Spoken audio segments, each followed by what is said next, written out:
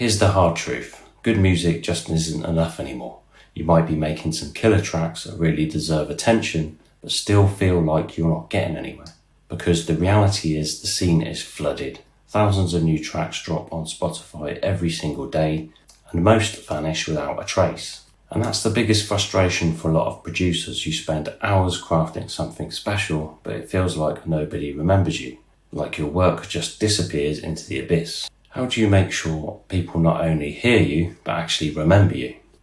It's not just about logos, colour palettes, or a cool reel on Instagram. It's not just a feed that looks nice. Branding is the feeling that people carry when they hear your name on the music. It's the mental shortcut they form about you. That snapshot impression that makes them pause, stay, and come back. I used to think branding was just a logo too, and fancy artwork, but it's the actual story and the energy people associate with you. That's what we're building here. When your brand is intentional, everything starts to align.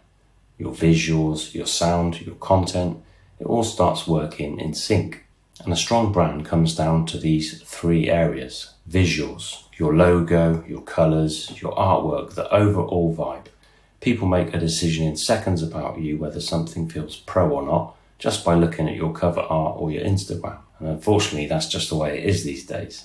Sound, not just your genre, but your vibe, your sonic fingerprint, one or two signature elements that separate you from other artists, a bass tone, a texture, a vocal chop. These make your music instantly feel like you.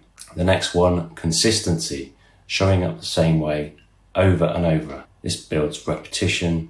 Repetition builds recognition. Recognition builds trust. Look at labels like Drumco, Hospital Records, or Monster Cat. You hear their sound and you immediately picture their visuals. That's not an accident. That's branding, working exactly the way it should. People don't just follow artists because of their music. They follow the way the whole project feels. If your Instagram looks one way, your artwork another way, and your sound is all over the place, people don't really know what to connect with. And if there's nothing to connect with, there's nothing to remember. But to anyone coming up, I'd say find what works and stick to it. But when every track, post and visual reflects the same identity, it clicks. You become the dark cosmic techno guy, or the playful house producer with neon colours. Whatever lane it is, people get it, and they stick with you. That's the power of a tight brand. So a little mental exercise now, let's make this real. Right now, write down 3 words that capture the vibe of your brand. Just the feel.